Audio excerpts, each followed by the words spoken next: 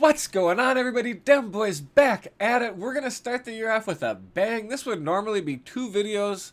I'm gonna give you in-depth instruction very quickly. Y'all already know the deal. I'm not gonna waste your time, but these videos are gonna be in depth because I know y'all appreciated the learning. So we're gonna try to find that balance because I have TikTok to just rattle shit off quickly, right? So we're gonna look at an offset trips to start because this formation is fire. So here we are again, Dallas Cowboys playbook, trips offset tight end. Y'all know I like to stay a little bit off meta, but you know I also like things that work. So when I load it into the game, into this playbook, and I'm screwing with it, boy was I surprised to find one hell of a trips. We got 15 plays, we will use 9 of those 15 plays. That's how good this trips is. So first, just to cover some of the basics, we've got the RPO alert bubble. We've got the RPO alert wide receiver screen. Fake screen wheel. If you did not, go check out my short. That's the best universal beater this year. One thing that I'd add to that, if somebody's playing a cover 3 and they are stopping it, try flipping the play at the line of scrimmage. Could just be because of what side safety is high and which side's going down. So just understand that is another little wrinkle that I can't fit into TikTok. We've got level sail, TE in and flood, and last but certainly not least, we've got the RPO trap. So pro tip, when you're running any kind of a wide receiver screen where you have to read the outside corner, we're gonna go ahead and press Y and then click down on the right joystick. That keeps our view back. So now I can see that corner backing off easily. Becomes a very simple read, all right? The other reason I show you this is because this is an excellent run play as well. So this would replace your inside zone entirely. So let's get into the plays, and I'm going to start with one that is really unique and quite deadly. That's going to be shock H option. First, we'll take a look against cover 3. So what I like to do is I like to take B, put him on a drag, and now you can really just go ahead and quick snap it.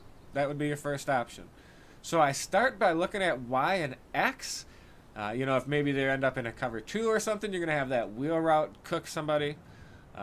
But oftentimes, if they don't have their zone depth set, we're going to watch how Y will run off the purple. And you can go ahead and make that throw. So if that isn't open, then I'm going to come over and really just kind of work my way across the field. We're going to look at B and RB. RB on that option route is nasty. When he cuts that up into the middle of the field, that gets wide open. If he runs that hitch and B runs past him, you create a clear dilemma right in that part of the field. So I'll show you that. We're just going to watch that running back. The running back stops. Of course, the flat has to widen out to chase the drag, so you just kind of create a 1-2 look right there. And then lastly, of course, you have your tight end on the flag route. I do like to be on the short side of the field. And then what I actually did there is I just low pointed and kind of came back to it.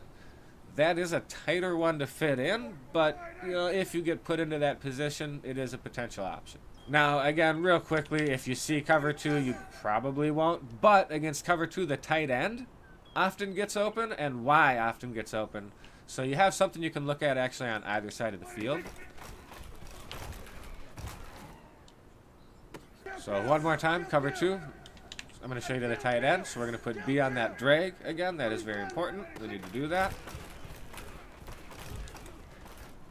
And that creates a 1-2, right? It just holds that corner down a bit. And he just really stood in the middle of nowhere. It didn't cover either of them. But it is important. You want to have that drag coming across to kind of delay that cloud from getting all the way back. So if somebody starts playing a lot of man, that's when we're going to go to PA crosses. I'm going to go over this stuff really quickly because, I mean, it's PA crosses. There's just been so many things that you can do, and I'm sure you guys have seen it, right? You can block the running back. You can keep him on the play fake if you're worried about some shut around the edge. That may help. If they're blitzing, you definitely want to block him. So we're going to take A, put him on a go. We're going to take X, put him on a go. Y is going to be either a motion slant or a motion cross. So I'll just put him on a slant. That's more likely.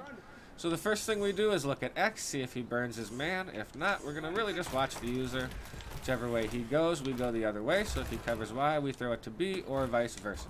The only other option there that I would see is you could take X and put him on a drag and Y on a drag. And then you just motion, of course, motion drag Y, and you create a crossers going shallow with the deep crosser going over the top. So fake screen wheel, again, go watch the short. All you're doing is you're taking the tight end and putting him on a in, and then you're going to use that to really burn any kind of coverage. As long as match is in there, basically toast. Level sail, again, one we'll touch on real quickly. There's a few setups for level sail. There's one that's been around forever where you would simply just take B and you'd put him out on a flat. And what we want to do is get that purple widened out to create a little bit of room in the middle when you have the high-low. Or if they back off or stay inside, you could just go ahead and throw it to B. So essentially, we're going to make our B or RB read first. Then after that, I mean, you might, if you're making the RB and you see a hard flat, you see the tight end get open, great, you throw that. If that's not the case, though, maybe they're double mabled over there. Then we're just going to go ahead and look at X and Y and try to make a little 1-2, high-low read over the middle. So right there, we know where we're going. We're just going to take a few yards. And just so we're clear, again, I want to reiterate, this stuff actually works on both gen. This entire scheme is both gen compatible. So then the next thing that I might go ahead and do with level sail is actually take B and put him on an out and motion him across. That would be more likely against man. And I'm going to go ahead and make that read right over there. Boom. So you see how the running back coming out of the flat pulls somebody wide. So now you can go ahead and make that read over here. Or if they start doing something about that, you can put him on one of these guys and just end up with the same kind of read over here. If they end up in man, obviously you're creating some issues potentially for him there as well. I always remember that. A motion little in with the table route coming out of the backfield will give that zone there a hell of a hard time. Okay, so the next play we're going to go over here is going to be TE in. So this is something we're going to use if people start using some kind of a double mabel here up the sidelines to try to take that away. All we're going to do is take RB, put him on a curl, X on a go.